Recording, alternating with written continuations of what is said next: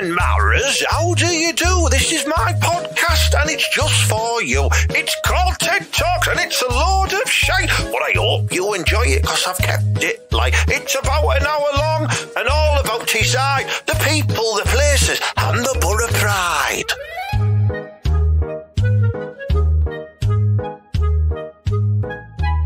Good morning, good afternoon, good evening. That is a generalised introduction to TED Talks, the TED HANKY podcast, depending on what time of day you're listening to the podcast. Now, I could have said it in lots of different languages because I do have lots of different countries who listen to the show, but I'm only the fluents in the Englishes. So there you go. Mala, how you doing, mate? Well, I'm good, and may I say bonny naughty, because that's Italian, and that means good night. Bonny naughty? Bonny naughty. Fucking ice cream? And it means good night in Italian. Does it? Because, yeah, when I get knocked out of Italian people, they always go, bonny naughty, and smash my head in. Good night. Did you know that come on Stan is how do you do in Italian? Come on Stan. Yeah, come stai, yeah. Come here stai, yeah. Well, come here Stan. Yeah, well, put the kettle on. Yeah. Oh, we dead funny us. Welcome to TED Talks, the TED HANKY podcast. It's episode 102. Pardon the language there, but I do always have to swear before the number 2. See what I did there, Mala? I did a joke there about having a nasty poo. Oh, we're just geniuses, do you not think? Well, manja.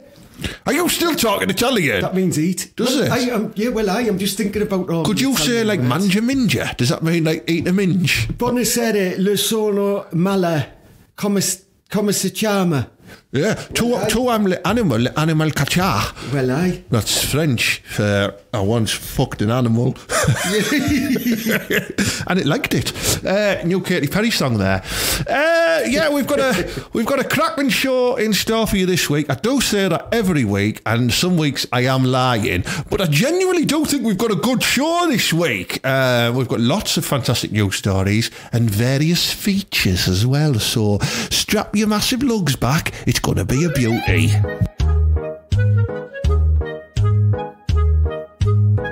Right, Mala, listen, I think we're going to get straight into the what I like to call the clunge of the matter. Do you know what I mean? There's no foreplay, there's no heavy petting. We're going straight for the labia here.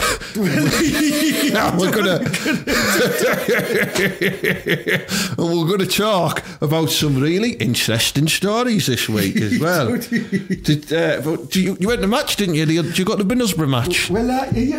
Did you get recognised again? Of course I did. And I had a little nipper with us because I was walking someone else's burn, because I get paid to do that. It's called babysitting, and I'm allowed. Yeah. I'm allowed because I didn't get my tag for nonsense, you know. It was for making stuff.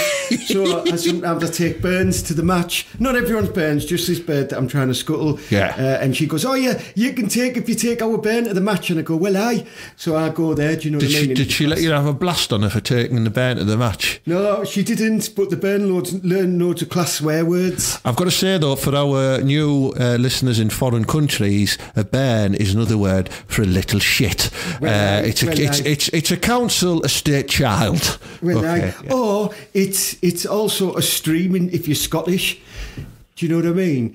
There's a wee bairn, and it means like a little stream. Did you know? Does it? Well, aye. And what do they call, like, you know, like, say, like, I don't know, there's a Scottish man, he's called Wilf or Jock, and he set his beard on the fire. Yep. What does he call that? Does he call that a burn as well? Or a burn! What are your beards on the burn? I made him sound like he was telling ghost stories there, didn't I? You know what I mean? So you went to the match, you took that burn with you. Did you see anyone at the match? Did you get recognised? I got here. Well, someone stopped and talked to me for ages, and I think your name was Michael. I've forgotten. I hope it was Michael, I think it was, and your piss mate who wouldn't leave us alone, and he thought I was Ted. Do you know what I mean? His big giveaway with his Canadian gook body warmer on. What am I talking about that? No, I think this was. And he wouldn't leave us alone. He'd go, "Hey, yeah, all right, do your voice, Ted." I was like, "Here, my name's Miller, and this is my voice. What you're on about?" Do you know what I mean? And then, you know, you got dragged away, didn't you? Because you had to go sit down, and I was waiting for my burger. But yeah, hello lads, it was lovely to meet you. And I might be doing more of this, Ted, because I think that I might just be going to every Boro match now because I love it. Well, I think what we should do for our fans out there who are Middlesbrough Football Club followers, me and Mala are planning to go to the West Brom game on Tuesday, the 22nd of February. And what we want to do is, if we see as many of you as we can there, we want to just do like a little interview with you, and you'll feature on the TED Talks podcast. So if you see us, just go, "Now Ted, you bellwith, now Mala, you shite hawk, can I be on the podcast?" And if we like the look of you, we might let you do some recordings on our devices that records. Yeah, but you're not allowed to fucking swear, all right? Yeah, no swearing, no racism, no homophobia, no misogyny, and no jokes about Janino. Because they're all my material. And yeah, that's true. That but yeah, good. Give us a shout. Yeah, we would have done the games before that, but we couldn't get tickets for Derby. We're not going to Bristol because it's away, and what's the point of going to Man United when they're all dickheads? And the only place you could get tickets for Derby is in like the northwest upper or whatever it is. And I tell you what, if you're not in the south stand, I wouldn't bother. Yeah. Or if you're not in the east stand, so like if you get bored of the game, you can go and play on that kids' FIFA game downstairs. It's class. I've clocked it, and I was whipping loads of kids the other day. And it was class. You used to do that on the WWF one in Chips in Stockton. Well, it stays on. I've got to make a valid point here. We are recording this podcast on a Tuesday, and Middlesbrough are about to play Man United on the Friday in the Cup. So we just want to record two separate reactions, and you can then enjoy the correct one. So we'll do three. We'll do three. We'll do three. So the first one can be it was a draw. What happens then? Does it go into extra time and penalties? Well, so these next two reactions can be used for that as well.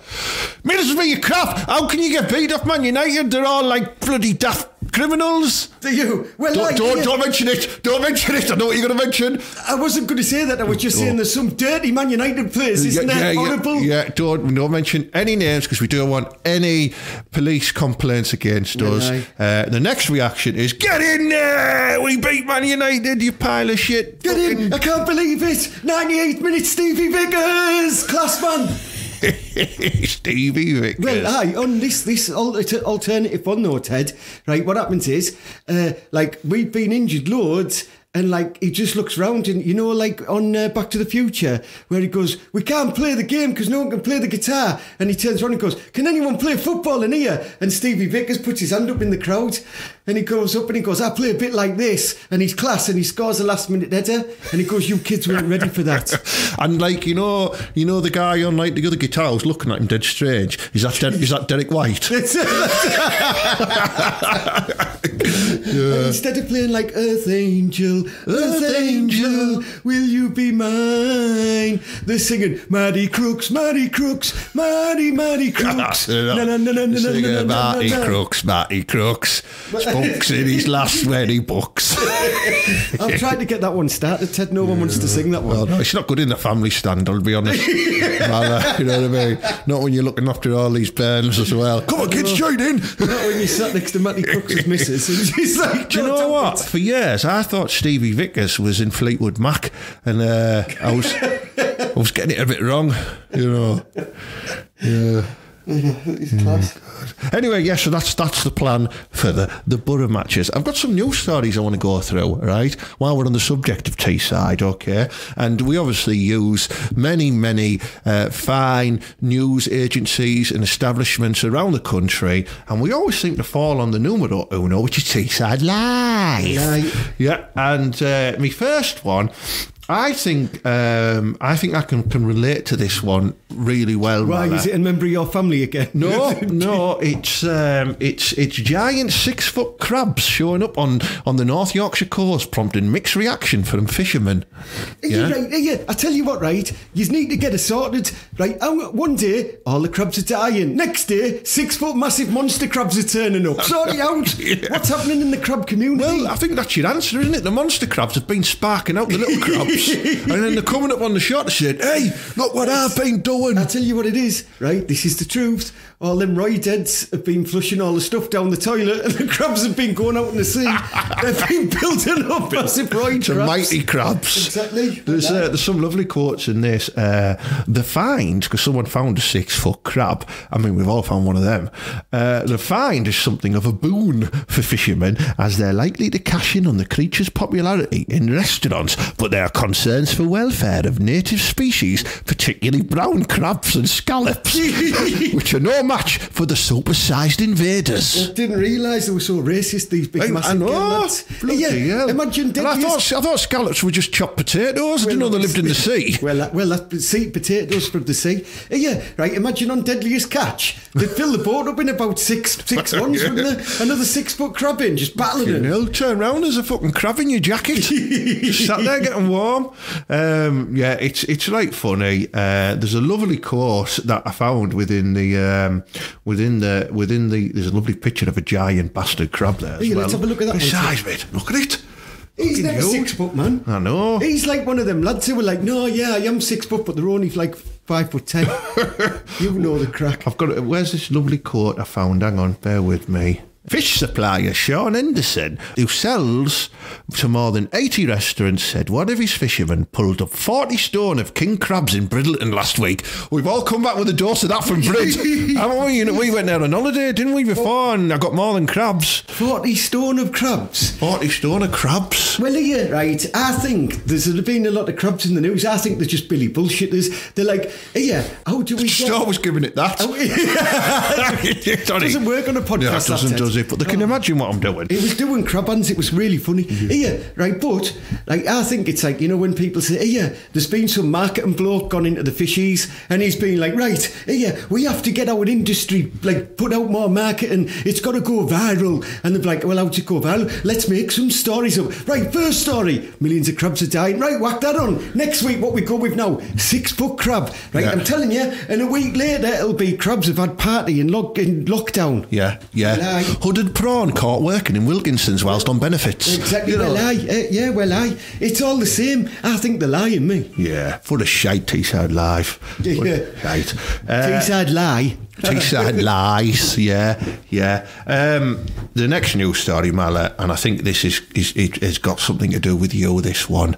I really do. And it is, and I'm going to do the voice as well when we get to the interviews as well. But dad fuming after neighbours ate his children's KFC after Uber Eats Edda. Yeah, right? This one. Now, rumour has it, Mala, you got a knock on the door, you opened it up, and the bloke said, Uber Eats, and you went, aye, that's me, I'll have them, and it was you, and you munched it, and then he came back and knocked on the door, and he said, they're not yours, are they? And you went, no, I've had some though, and then he delivered it with the guy half eaten. Well, that's all, that's very true, right? But when someone knocks at your door, right, with a tasty treat and just gives you it, and says, this is for you to eat, that's what I thought he said, not Uber Eats, for you to eat. Going, oh, well, I am having a bit of that. I thought it was a gift. And I started scoffing, but I knew because the lad next door, he loves it. He's always eating stuff. And I don't live next door to that lad, so don't come and try and find us. I was just scuttling the bird there, wasn't I? There's a lovely picture of him in Teesside Live with his compo face. And his exact words were, hey, I was fuming, admitted the 47-year-old Jason Buckton. Jason. He accused the firm of messing up me family tea, and he questioned why anyone would eat the takeaway they clearly hadn't ordered, and Mal has answered that there. He thought it was for him, and you know, the Gazette said the headline was finger licking fuming. We've all been finger licking fuming before. He said after confronting the driver over the missing order, the takeaway was later returned to the hungry family, only for Jason to then discover part of his finger-licking feast had already been scoffed. Right. Well, who goes to the Gazette, right? I tell you what, I've got loads of pizzas that haven't been delivered. That's I'm like, yeah, are you going to be in the pizza shop? I will after I've rang the Gazette. I'm not having this. It gets really interesting though, Marlon. I'll talk you through it step by step, you know. The app pinged up saying, give the driver a minute to drop your order off. So I'm watching on the camera and there's no there, recalled Jason. But then another message came up saying, grab your order as it's at the door. But again, there were no there. He claims he finally contacted the driver after 3 attempts, questioning where the missing order was.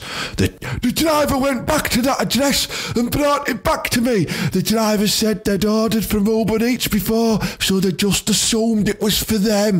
The twats. It does say that. Well, I just don't understand how that's ended up in the paper. I know. And all the times I've had like half-eaten battered sausage from like, you know, Linda's Chippy and Linhouse Road. I knew I was going to the Gazette. All this time I've been going straight to the Daily Mail. Maybe I should like downgrade. I mean, it's awful that people do that to each other, you know what I mean? But it's even worse that you go to the Gazette out of it, mate, you know, for your compo face. No, fair play to him. Like, I'd be doing the same thing if I'm thinking I'm going to get like a KFC card or something, you know what I mean? Well, do you know what? I'll take this back. Maybe the Gazette contacted him because it's such a high-profile news story, and they thought, hey, we want to run a feature. How did they find out about it then? He clearly wrote it all over Facebook. There went, yeah, I'm not having that. Yeah. What do you mean? Someone said some chicken, it was mala, it was. Yeah, so what? You know, and what I would like to say to Jason is there is karma in the world, and maybe the scruffy cow who nicked it will one day choke on a bone. Well, yeah, my bone. Well, you mucky devil. That was this week's Teesside Live.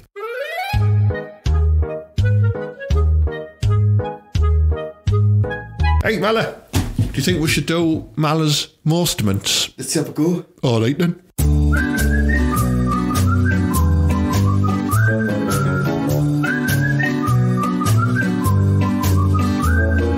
Malice Mostments. Yeah, well, Ted, right. I've been doing a bit of research, right? And there's a little group. A little known group of Middlesbrough fans, and I'm going to expose them. I'm exposing them because I've seen them in action, and I'm gonna tell you now, right? They're called the Squeezy Boys. The Squeezy Boys? Squeezy Boys. Are they the ones who stop your car on the traffic lights? No, they're the Squeegee Boys. I always get confused with them. Yeah. I've seen these. I'm the Sponge Bunch. They're the kiddie versions. I've seen these lads, right, and they hang around the Riverside on a day and they get squeezes, right? This is why they're trying to nick in and trying to, not pay. So they're trying to put 2 people through one turnstile because, there's nobody actually on the inside bit of the turnstile, and they know this, right? So these Squeezy Boys, right, they either do one or 2 things. There's 2, from what I've gathered, there's 2 ways they can do this, right? They can have the train in where one of them buys a ticket and the other one attaches himself to the back of him like he's trying to give him a little bum. Like the human centipede. And then they go up, so they waddle up, and then they push through the turnstile and you get 2 through one, but you have to be pretty skinny for that. Right. Or they like the attack squeeze where someone's going through and they just run up behind and go, you may just push all the way, and they just both go through. And I've seen it happen, and I think these lads are called the Squeezy Boys. I don't think that's their official name, but I'm going to be looking out for them, and I'm going to be doing an expose on them, because I reckon these Squeezy lads, you know what I mean, these are causing people, like the other day when I went to the Riverside and someone was in me fucking seat, weren't you? And when I was like, where's your seat? And you couldn't find it. And then when the steward asked you couldn't find your ticket, could you? Do you know what I mean? Squeezy Boys. Well, I've uncovered some, Ted. How do, them sort of Siamese twins, is it Siamese where they're joined? Conjoined twins. Conjoined, yeah. What's the, I mean, do they get in together? I've never seen one, but if we have any Boro fans, both of yous, if you join together, let us know how you get in. I think they open the side door for them. And do you have a bigger scarf? Probably. They probably do. They probably have, you know, them shitty half and half scarves where it has Boro and another team on the other half. I'm going to support both teams. I hate that, mate. Yeah, I hate it as well. Hey, do you think we could put like a massive sort of flasher mac on and like almost a bit like a pantomime horse that you'll get behind me and it just looks like Ted's fat and we squeeze in that way, and if we get stuck I'll go, oh, I'm dead fat. Well, there is, right? And I know, because sometimes when I take people's kids in, I'll have to pick the kid up because even though you've got a child's ticket, they're not strong enough to push through the turnstile. Yeah. So I pick them up and I just put my ticket in and I go through just me and the burn, and I might not have even had a kid's ticket there. I do though, so don't be testing me, Boro, because I do have them. But I might not have, and I think this is where these Squeezy Boys are coming in, right? So I think we need to look out. We need to do a TED investigation into the Squeezy Boys. Right. We are going to do an intensive TED investigation into the Squeezy Boys. Squeezy Boys, well, aye. Yeah. So keep your eyes peeled, Boro fans. Or if you're listening from any other teams, do you have Squeezy Boys? Or do you know what I mean? Yeah. Do you have these lads that come and like either they do it, they either buy the ticket and go together, or they push in right next to you so they can squeeze up next to you? Yeah. Do you know what I mean? It's almost like when you pulled the bird back in the day when you were allowed to do that, and you'd go behind him on the dance floor and you just start like doing a scuttle motion behind him. It's almost like a sexy conga, isn't it, behind him? Yeah. Sexy conga, but then you incorporate the claw grip, which is permanently fixed on this girl's butt until she turns around and either slaps you or gives you the kiss. And that used to work. Oh, I mean, how many times in Chicago Rock did we finish a night off with one of them? Well, not together. You know what I mean? Like I used to watch you doing Chicago Rock, Jumping Jacks, Liquid, the Madison. We did them all. When Flares. It was the welly. Flares, before it became the other shit version. What's it called now? Pimp or something? I don't know, but everyone gets spiked in there, don't And then they? when it was the welly before that. The welly, yeah. That was class, that. They used to call it the welly because that was like the birds' tuppences in there were like wellies. There were some big welly boxes in there, like. I miss them days. Yeah, it was, right. Get in touch with us. What was the name of the massive fat DJ in Alfresco's? Craig. Craig. Yeah. Well, he was class him. Yeah, he's still out and about DJing, dressed as a 70s pimp, I do believe. He was brilliant. I loved him. But yeah, it's a bit sad, isn't it? Really. Anyway, I miss them days. Anyway, right, keep an eye out for the Squeezy Boys, and hopefully we'll have some sort of interview with them at some point. The leader of the notorious Squeezy Boys of Boro. You heard it here first. That was Malice Mostments. He's mostly been investigating the Squeezy Boys, with further investigations still to come.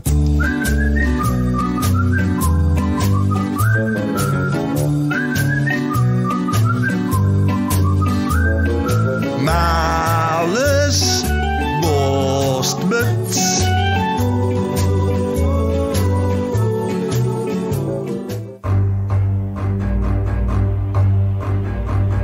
Are you having problems on the streets of Teesside? For example, you can't even walk around with a tray of chips without a big pigeon trying to fucking peck them off you or out like that. Well, you need to get in touch with me. Boro Batman, I'm your man. Boro Batman, your man.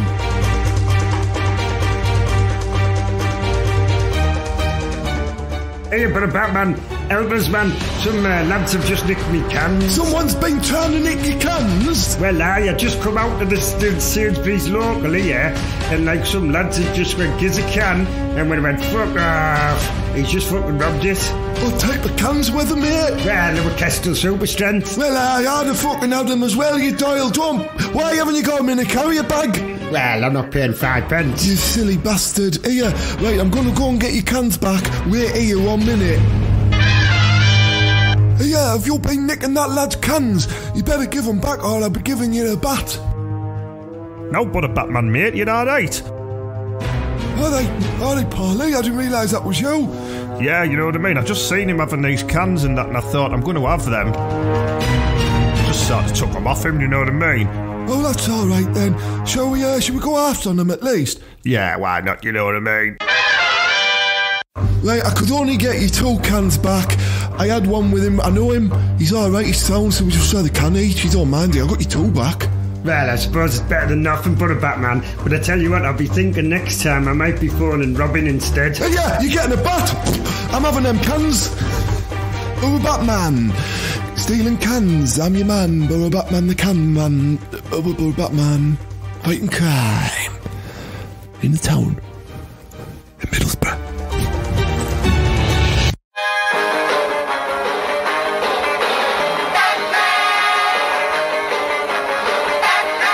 Boro Batman!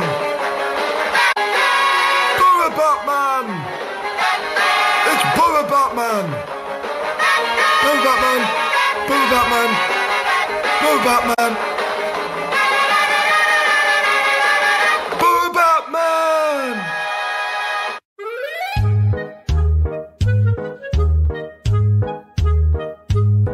Hey, Mal, right, the podcast is absolutely booming again. You know, like when we stopped it before, there was a point where it was flying and then we stopped it and it declined a little bit. Now we've come back and we started to build it up a little bit. Well, it's fucking flying. Well, it's flying. Loads of lads are downloading, aren't they? Loads. I mean, if I go, I mean, we've got a lot of new countries listening to the podcast. Countries I didn't even know existed. I thought they were in Harry Potter books, some of them. Well, let me, hang on, right, because you know me, I like to learn, and you always teach me, Ted. Yeah. Right, let me get this atlas that I've got out here. Yeah. Here it is, hang on. Right, open it up so I can have a look where these countries are. Right, are we then ready to learn? Ted? Right, so the first one where we have the bulk of the downloads is one called the United Kingdom. You might know that one. Is that one, are you next to England? It's England, Scotland, Wales and Northern Ireland. They're not united though, are they? They all hate each other. Well, it's true, yeah. It should be like the kingdom of Belwifs. Dysfunctional family kingdom. Yeah. Well, aye. So yeah, the 45% of the current downloads come from United Kingdom residents. Well done. So United Kingdom. that's almost half. How many of them come from the Boro region? I believe all of them. But this is the amazing statistics now, right? We've got almost 32% of listeners in the United States of America. Where's that one? That's like all the way over there. Hey, that's massive. Look at that. I know. Class. I know. How do you expect more, wouldn't you, for a country that size? Hey, what's up with you lot? Start spreading it around, you dickheads. Hey, start being like a bird from Thornaby and spread it round. Yeah. Hey, Texas. Yeah. Is that where the band come from? They were wicked. No. Seen that. It's where I buy all my wood. Class. Maryland. Is that just full of Mary? Yeah. We're not going there. Yeah, so we're United States, right? Then we get very smaller statistics, but we get some very different countries. Well, I would never have thought listen to the podcast, okay? So you need to go all the way over to the other side now to a rather large country called India. India. Here it is. Well, yeah, I got it. Yeah. Yes. So we get quite a few downloads in India, which, thank you very much for listening. Hey, Ted, that's me. Honestly, right, because like I often get phone calls from these lads and they're like talking to me all the time, and I bought loads of stuff from them, and they always say, yeah, you're going to listen to the podcast or what? So maybe it's like you, yeah. Well, you don't know that when you listen to the podcast in the local Indian takeaway, that doesn't count. Doesn't it? No. That's still the UK. Yeah, so, yeah, and that also rules out the Chinese and tapas menu ones as well. We've got Canada, right? We've got Japan. Class. We've got South Korea. Class. Anyone from North Korea? I don't think they're allowed to say. We've got Australia. Where's that? We've got... that's way Look at that down there. Yeah. You doubt it, mate. What you doing down there? We've got United Arab Emirates. Well, it's got to be the offshore lads out there, hasn't it? You know what I mean? There's all them lads there. We've got Spain. We've got Ireland. We've got Ukraine. They must be listening on the front line. Well, Ukraine. Keeping the lads' spirits up there. Don't worry about it, lads and lasses. You'll be all right. I'm going to whiz through all these next ones now because there's a lot. It just struck me that Ireland is attaching Northern Ireland. Why don't we just join them together? We won't get into that that's going to need a whole episode, that one, Mala. You know what I mean? I'll leave that there then. I think it's a good idea, but I'll leave it. So after Ukraine, I'm going to whiz through these quickly. Mexico, Germany, Colombia, Hong Kong, France, there it is. Brazil, Belgium, Guatemala. Is that Juninho in Brazil? It could be. Class. It's Juninho, Branco, Emerson and Fabio. What, the hairdresser? and Rockenbach. Netherlands, Russia, South Africa, Jamaica, and I think that might be Mali, who's just been on holiday in Jamaica, and he's got 3 of his mates to listen to because there's 4 downloads for Jamaica. Yeah, Valley, right, that was class, by the way. I saw your pictures on Ted was showing us, and I was having a look on, I can't remember which one it was, on Twitter. He looked class, man. He wore the t-shirt that I gave him saying, don't be a bellwith. Well done. Malaysia, Norway, Switzerland, Iran, Saudi Arabia, Romania, Venezuela, Thailand. That'll be my family.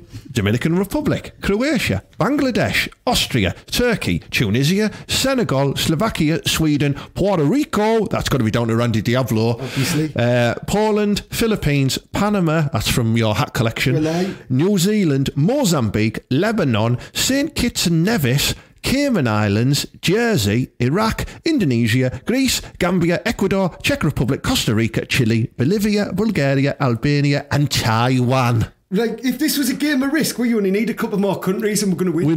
We're nearly gone global. We've nearly gone global with the podcast, Mala. Right, I better start being raving myself because some of these countries are naughty. They'll come and get us. Some of these, mate, the words you've been using, you could have your tongue removed if you ever left Stockton. Well, I don't have a passport, so there's no chance of that, is there? True. And, you know, some people don't even, when they look at you and you've got no teeth, they think you might not have a tongue. Well, hello the world. And yeah, we love you. He's a class man. Yeah. Wicked. Thank you very much for listening to the podcast. Welcome to the show. Please continue to listen to it. I'd love to see those numbers grow in the countries. Please share them with other countries who've never heard it before. I made it sound like them countries with their friends there. Can we especially get one from You Are Gay? That's class. And we'll leave that there.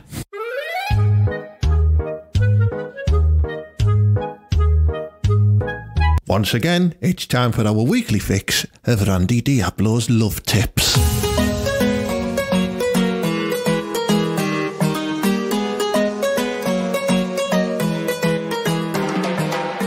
Hola amigos, señoritas, it is I, Randy Diablo. I am back with some more of my groundbreaking seduction techniques.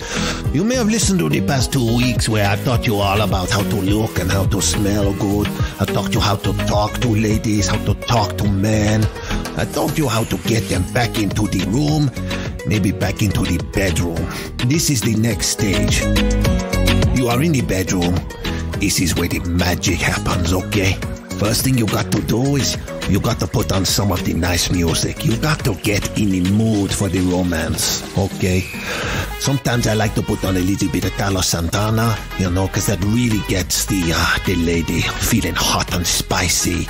You know, sometimes I might go a little bit urban and, you know, pop on some East 17 because sometimes the ladies, they're like a bad boy. And Brian Harvey was a fucking bad boy.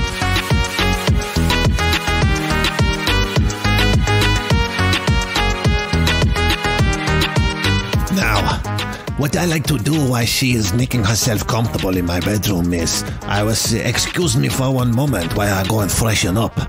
Then I put on my finest silk dressing gown or Komodo if you've got some money.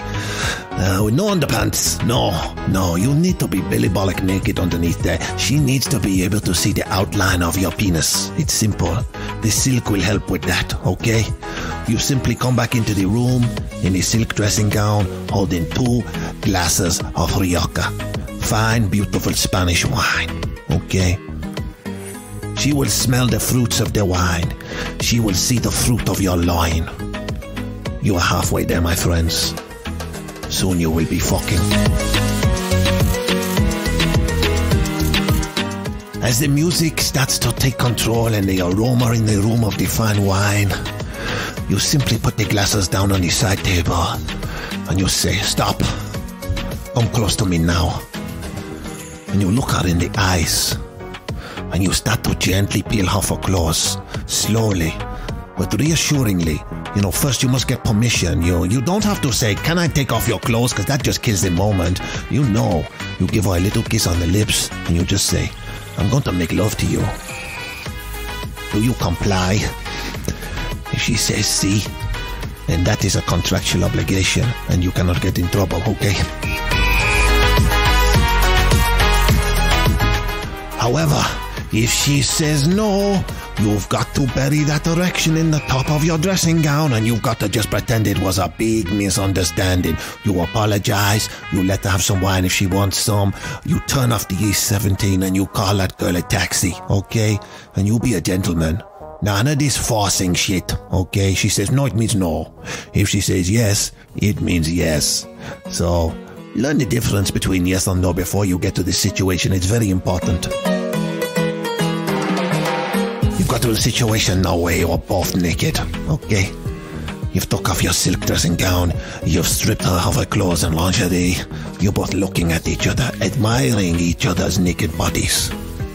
Then, what you need to do, if you are struggling of what to do next, is you take out my special pamphlet, which I am selling for £14.99, and here is my friend to tell you about it now. That's right, if you're struggling with what to do with a lady, you can buy Randy Diablo's sex pamphlet for £14.99 plus postage and packaging. This carefully constructed pamphlet will not only teach you the ways around a woman's labia, but it will also teach you some of the most secretive sex moves that Randy Diablo has invented. Allow me to read some of them out to you right now. The Space Hopper, the Poo Shoot Shunt, the Ian Beale, 2 in the pink, 1 in the stink, the Ball Bag Cannonball, the Slimy Salami, Colin the Twatterpillar, and the Bush Rush Thrush. Okay, so if you want this exclusive pamphlet on how to seduce a lady and work your way around a lady's labia, then all you need to do is go to randydiablo.com and send us £14.99. Thank you for that. Okay, so you know how to get all the secret moves now. £14.99, that sounds like a real bargain, you not think? Yeah, okay. I'm not going to reveal all my secrets on here for free, you fucking idiots, okay? I just had the best sex of my life, and you know why? Because I read my own fucking pamphlet. Adios, amigos. Same time next week.